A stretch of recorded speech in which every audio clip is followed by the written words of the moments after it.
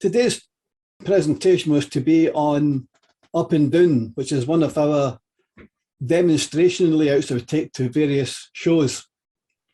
It's part of a table that looks like that, where we've got two presentation layouts, and at the very end you'll see one that's marked as a showcase, and that's essentially just showcasing how various pocket money kits work, and then they're actually employed on the layout itself to do the animations, etc.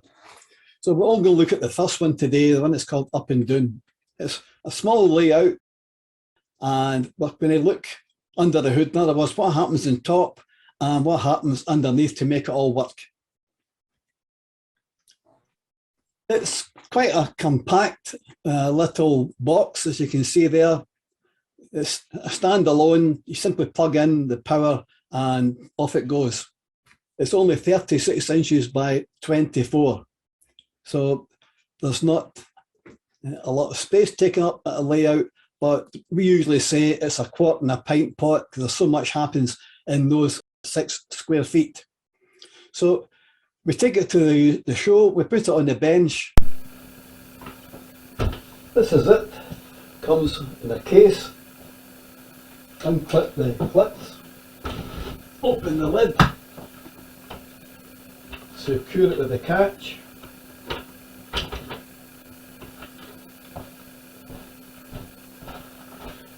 Connect the upper panel and switch on.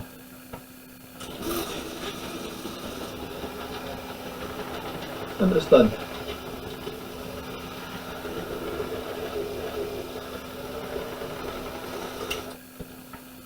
So there's not a lot that we have to do after we've opened up the case, put a few buildings in and the loco and so on, and we're good to go. We can set up in a very short time.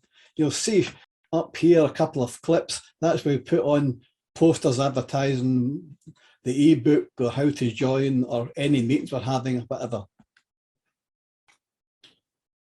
We tell people who are watching the layout to look for approximately 30 things that happen in that small space between animations, movement, lights, sound, etc. So we're going to look at these in turn and see how we did it. So that's the layout of the track. It's a folded figure of 8. And despite the fact it's only 3 feet by 2 feet, we managed to get a 16-foot continuous run. The loco goes in one direction only, and at the bottom we've got a single piece of track used as a shuttle. We decided to make it modular, so that was the basis for it. You'll see 2 holes there. That's to allow drop-in modules. So the plan is that we have a piece we can take out and replace. The back scene is removable. The piece at the left here is removable. The piece in the middle is removable. The piece on the right is removable. So they can all be changed, either taken out for servicing or to be replaced with something different as time goes on. It's a continual loop, but they're all powered all the time via track detectors. And you'll see why in a moment. One of the uses is to operate animations. So when the shuttle comes across to the station lights come on and out comes the station master. And we've got it organized so that every 4th or 5th time round the circuit, when it gets to that section of track, the detector operates and you'll hear the whistle sound. And similarly, on this side, when the loco comes round every 5 or 6 times, a dog will start barking at the loco. And every time in the way around, the barrier gates will operate when the train approaches. So we wanted to have sections there so that we could know where the loco was and make it do various activities, either sound or animations or both. That's what it looks like underneath. I've circled a few things. For example, Down the sides, on both sides, we've got recessed handles. Makes it easier to carry than carrying a box, but we don't have external handles because we don't want to have them protruding, which could damage the vehicle it's been carried in or take up extra space on the table it shows. We also at the bottom right here, we've got two different jack inputs for the power. One is when we use it at shows. The one on the right of the board is used when we are working on it. So we can stand up vertically, as you see there, to work on. You can see three different circles here. They represent screws so that when you remove that module, you can sit it on your workbench and work on it without it fouling any of the electronics on your workbench. And you'll see here and here where we connect the modules. So it only takes one screw. You can see the white screw there, the kind that holds shelves and so on. There's only one screw holds these removable modules. One screw and one plug for the power and any other elements. And finally, we've got a lot of wiring in here, so we've got lots of labeling here. You'll see labeling tied onto all the wires so we know what's what. Good practice, as we always say. And there you have it. That's what's inside it. There are actually 23 MERG kits. 13 different types are employed there to do track detection, lighting, animations, etc. So there's 23 actual physical kits that you can buy in the kit locker. And we have got 7 programmed picks and 2 programmed Arduinos. That's why we say a quart and a pint pot. There's lots under the hood in terms of electronics. So let's have a look. I'll start with the more simple ones and work my way up. So here are the features and how we did them. That's a reminder of what we're looking at, and we'll look at various aspects one at a time. Starting with the piece at the front. We've got a pickup truck with its warning lights, and you'll see a man welding under the old lorry. To make it work, we'll need 2 pocket money kits. The dual flasher for the pickup truck and the multi-purpose flasher pocket money kit 8 set to the welder for the welding. And that little sort of triangular piece is again a lift out piece if necessary.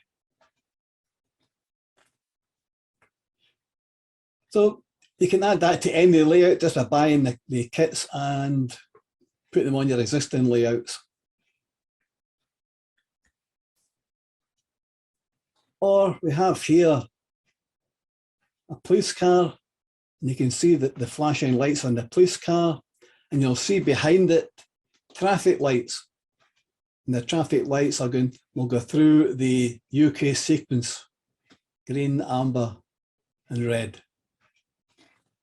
So again, we're looking at 2 kits to make that work. The dual flasher for the police van and pocket money kit number 9 for the traffic lights. Again, there's no programming involved. You just build the kits and put them onto your layout. Because that's the basis of talking to the public. They can start at any level and add even just 1 kit to their layout to enhance it. And then along the back of the layout, another lift out section, which are all the shops and houses. And we're using pocket money kit number 12 for that, the random lights. So the lights in the buildings coming off and on at random rather than all on, all off. Again, something you could introduce to your layout.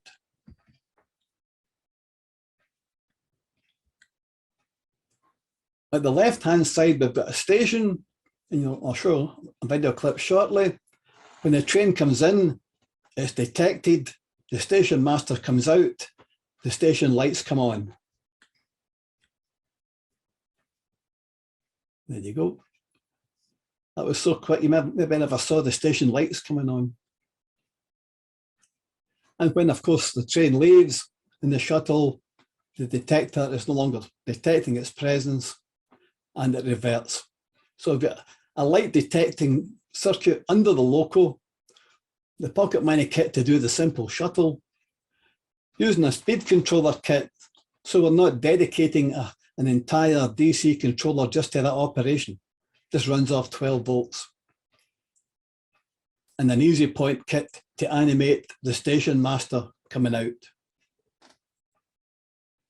So in this case, we're using 4 kits to achieve the effects that we want there. Moving on.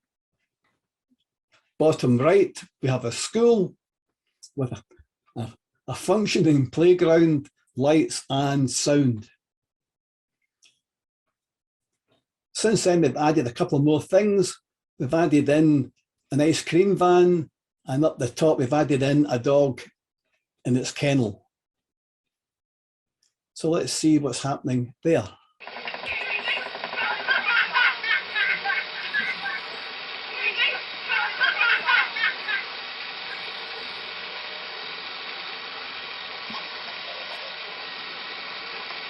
We've got a roundabout, a seesaw, a swing. So we've got a range of animations. The building that's circled up the top just houses the various switches so that we can power down. For example, if at a show it's gone quiet, we can throw the switch to drop the traction so the loco's not getting round unnecessarily. We've got one that will switch the sound off if we get complaints about too much noise. And inside the school, we have lighting. How did we do the actual animations itself? Well, we used 3 DC motors. One straight onto the roundabout, because all it does is rotate. One to make the seesaw operate, and one to make the swing operate. And we've a twin flasher in there because every so often we're going to hear the sound of the ice cream van playing the traditional ice cream van theme. And when that happens, the twin flasher is going to flash lights inside the ice cream van to attract attention. So how does the swing work? Well, we have a magnet, act like a piston. So when the bottom left motor rotates, it goes back and forward. Why do we use 3 motors? Somebody said, why not just use one, and lots of linkage and gears and levers and so on. And we thought, well, that would be overcomplicate it, more likely to jam, more likely to go wrong. If one of the things jams, the whole thing jams. For the price of a couple of extra motors, it's best to have them all separate for reliability. So let's have a look at it working. You can see the piston light movement there and the magnet going back and forward. And the top, you'll see the pins that make the seesaw operate. With a cam.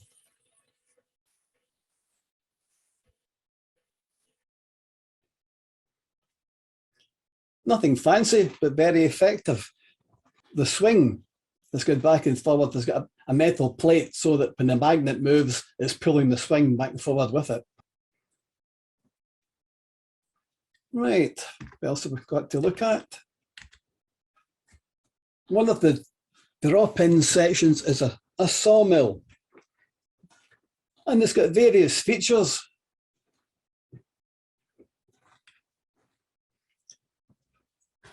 On the left, the crane operates. That yellow box you're seeing there is in fact the actual servo itself, just painted, it looks the part. There's another servo in there that moves the log back and forward. There's a motor in there with a rubber band for the drive. We've got a twinkler in there for the fire inside the building. And we have the man chopping a log there. the log's not arrived yet, as you can see. We've taken pictures at various stages of construction, I should mention, because you'll see if I go back one, it's got the sign. It's not got it there. We took different pictures at different times. Let's see it in operation.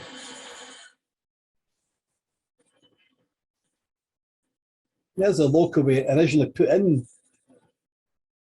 Replace it with Thomas. There's the crane moving. There's the man chopping wood. And you may just have saw the barrier gate operating when the loco was approaching. How did we do that?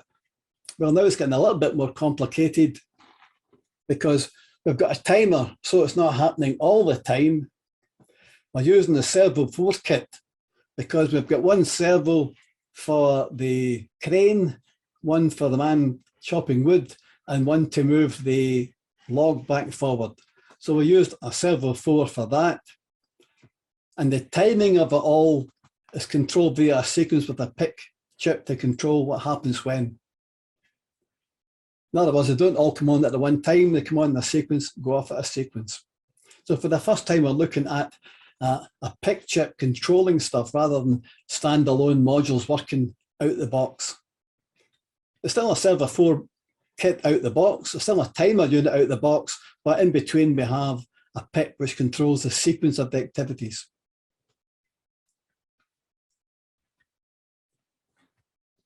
On the right hand side, we've got a building site, and again it's a drop-in, it's got various features. We've got a motor, a DC motor, which continually turns the cement mixer. We've got a brazier here that's permanently on, and up along the back here, we've got warning lamps that constantly cycle. The animations comprise a man that turns a stop-go sign for entry into the site. We have a truck that will tip, you'll see it working in a moment. And we've got a bulldozer that'll come forward and lift its arm. And finally, we've got, I'll show this separately, that was in one of the journals, a man with the pneumatic drill. And to draw your attention to that, just before that starts, the light up here comes on to focus the public's attention to that activity. Let's have a look.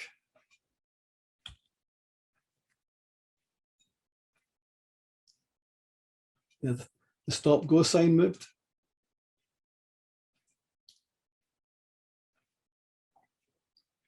The truck tipping.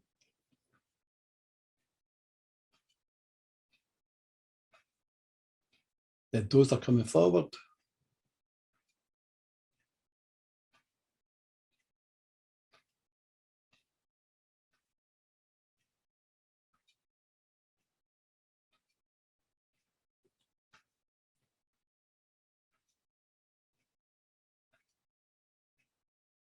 And back. And that's the sequence.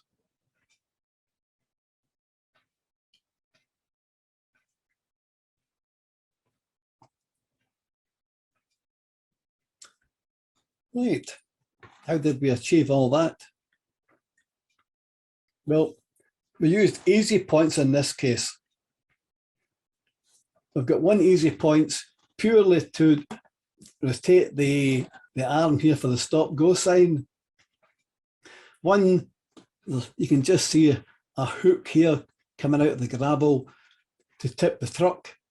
And there's two servos here, one to move along the ground and one to lift and drop the arm. And at the back, of course, a DC motor for a cement mixer. So we've got 4 easy points to operate the servos, a DC motor for the mixer. We've got one pick that's controlling the sequence at the back for the running LEDs, and a pick which controls the animations when they happen, when it tips, when it goes back, when it goes forward, etc. So we're now into programming territory, although the easy points work straight out of the box, of course, and can be used on their own. The coding I'll just go through it very quickly. We've only got 4 outputs we're using in this case. One to tip the lorry's load, one to move the dozer left and right, and one to make it go up and down, and one to rotate the pole that the man is holding. The code,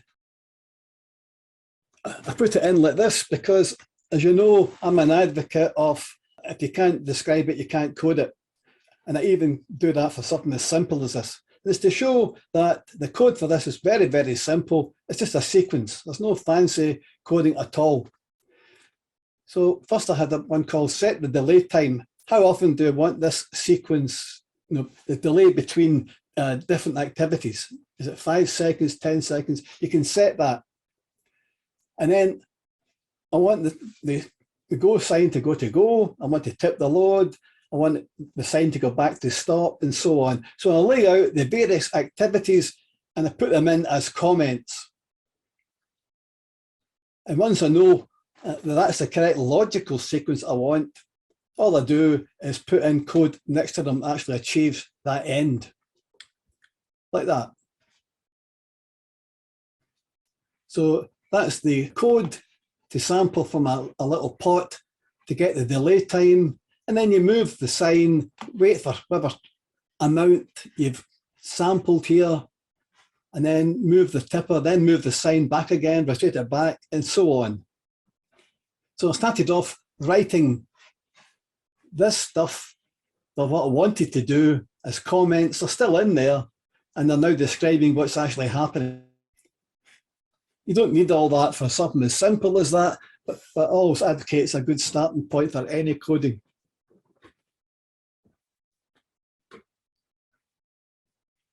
And there's underneath, there's a servo that disappears through here to operate the truck. And there's the 2 servos that are going to operate the dozer. You can probably just see the black outline there. That's the moving part. That whole platform moves back and forward, being pulled by one of the servos, and the other servo is operating the dozer's arm. And there's a big screw that holds the whole module in place.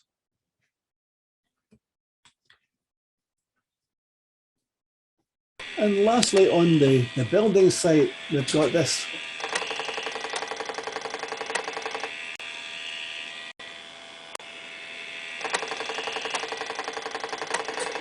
This is my favorite little animation. I love it. You could watch people working forever.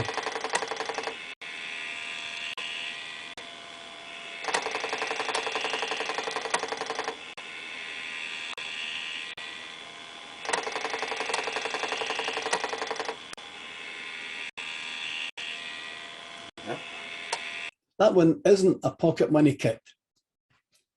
What it was is an article that was in the MERG journal 7 years ago. And all we have is a pin going up that man's body. I've got a pin here which comes through the baseboard and connects to an arm on an open frame relay. And all we're doing is jiggling the relay to make it work. So that effect uses one relay and a pick here that controls the movements.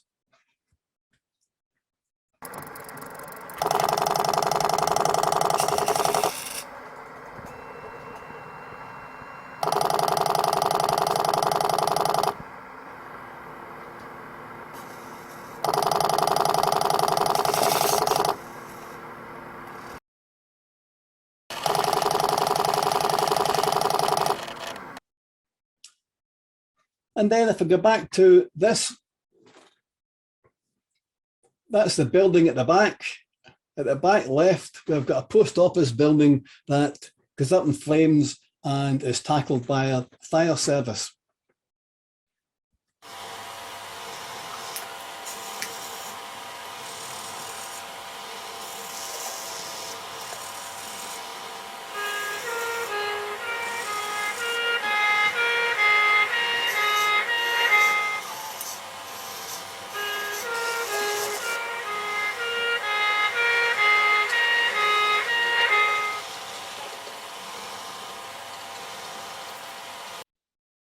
So we've got audio effects, we've got lighting effects, and we've got an animation of the ladder on the fire engine. And after the fire goes out, of course, let them all go back for their tea.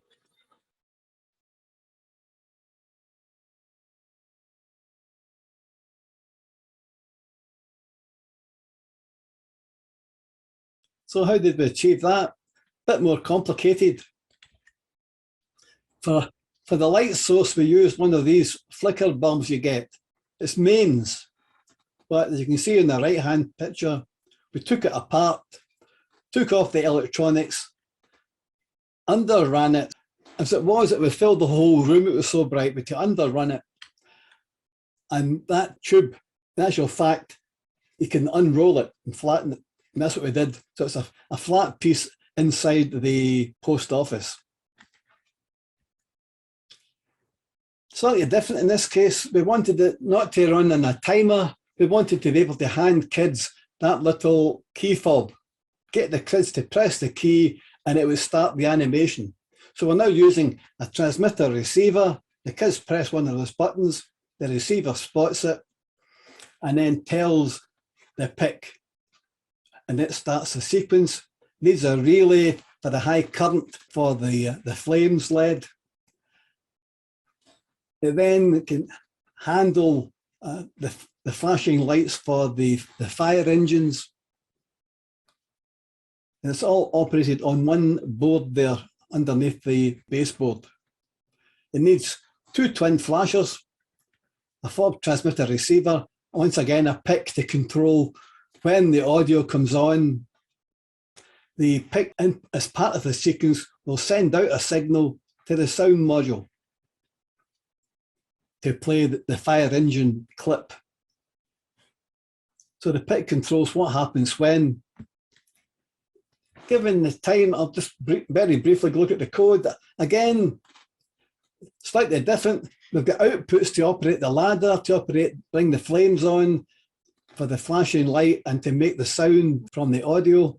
We've got one input this time coming from the fob unit. It spots that you've pressed the fob key. It'll bring on a routine to put the bank on fire. And as expected, I wrote it all in a sequence of what I wanted, all as comments, and then fleshed it out later. So the first half is with the fire on, and that's after the fire. Right. We didn't want to stop just at animations. Effects. Let's look at some of the sound effects. Around the layout, we've got the sign that says whistle. We're talking about steam locos here. So we want it to whistle every so often on the way around. And that's where the sensors come in. We didn't want it to whistle every single time. Otherwise, it'd be driving us mad as exhibitors. And we get complaints from the other stands. So we've written the code so that maybe only the fifth or sixth time round, it'll play the sound of the steam whistle. And the same with the dog, with an easy point to make the dog animate, come out and bark at the passing train, and a pick, because it's not going to come out and go back. It's going to come out and it's going to come out like that and back in again. It's not going to just come out and back. So we need a sequence to make it do that pattern.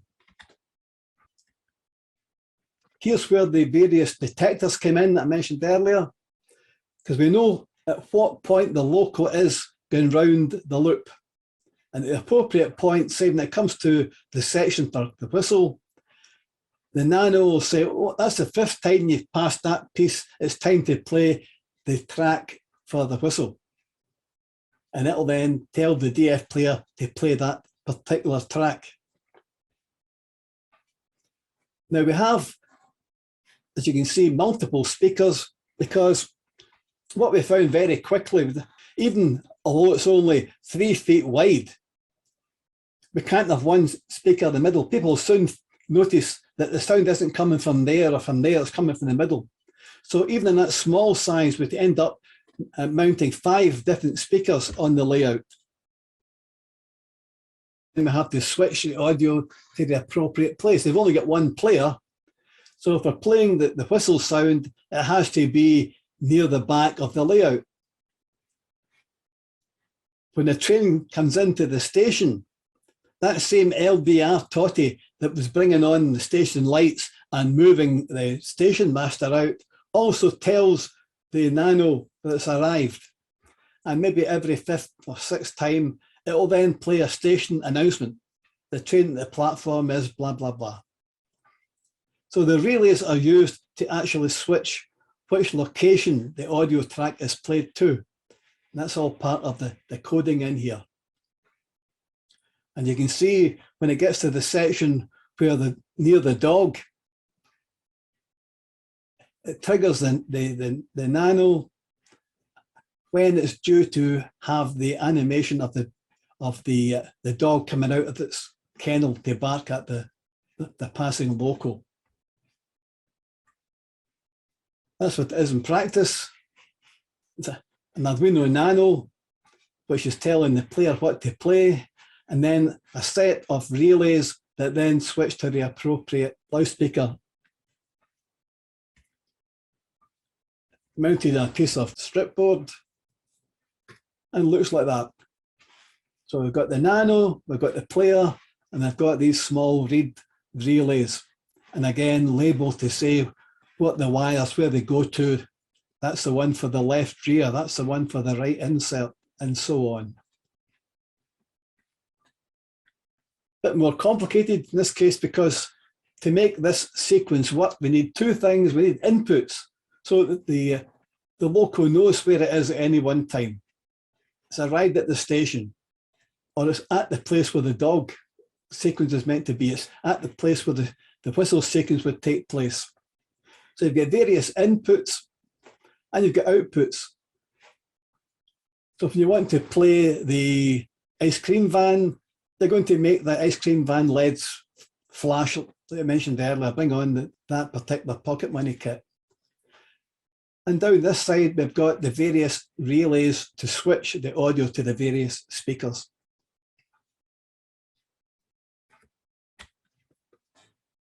That's the basic loop. Have you arrived at the whistle bit of track? Have you arrived at the station bit of track? Or which section have you arrived at? So it checks each in turn. If it finds it in there, there's an example of what to do. So when it goes to say, check the whistle, this isn't the Arduino code, it's just me writing it in pseudocode again. If the loco's now over the totty, if it's the 4th time round, play the clip.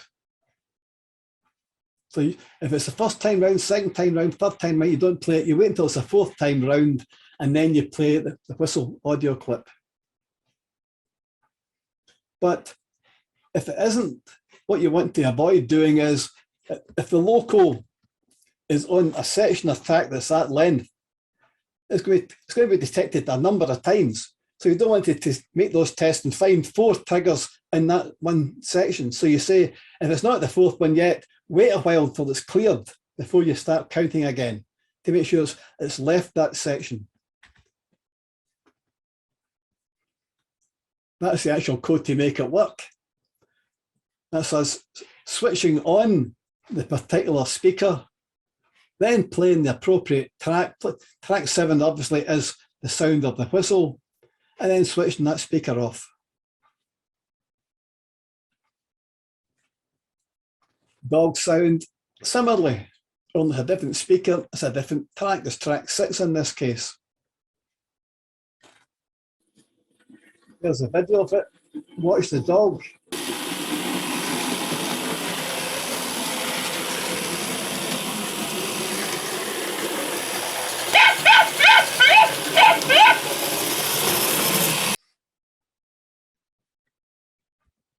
The school's a bit different, a bit complicated, because what we want to do with the school is play various tracks. So you can see we can have the ice cream van sound sometimes, or it could be the school bell sometimes. or it could be children laughing in the playground. So we can then play these in some sort of sequence so you hear different sounds coming from it.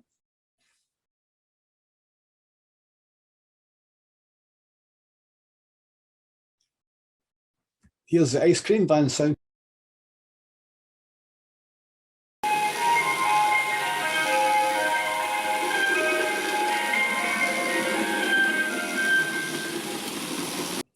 Right, the last couple of things to look at is we have an indicator of the train speed. As the train goes round, we can tell the actual scale speed of that loco. So if we go back to the enlarged version of this, there's the totties for the various track sections, there's all the sounds and so on. But we also take all the totties up to a panel at the top, and it's got the mimic panel of the layout. And as the train goes round, the lights light up in the various sections of the track. So we know where it is at any one time. But also as a takeoff from it, you'll see there, connection C, we've got a nano that says, we know that the track is 16 feet long.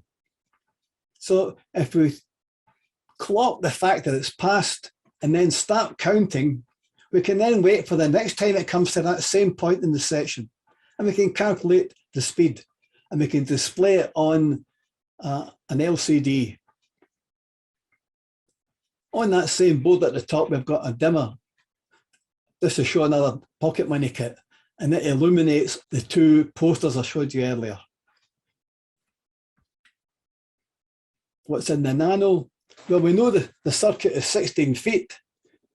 So we can then get it to work it out in yards and miles. We now know that it's 0.23 miles scale for one circuit.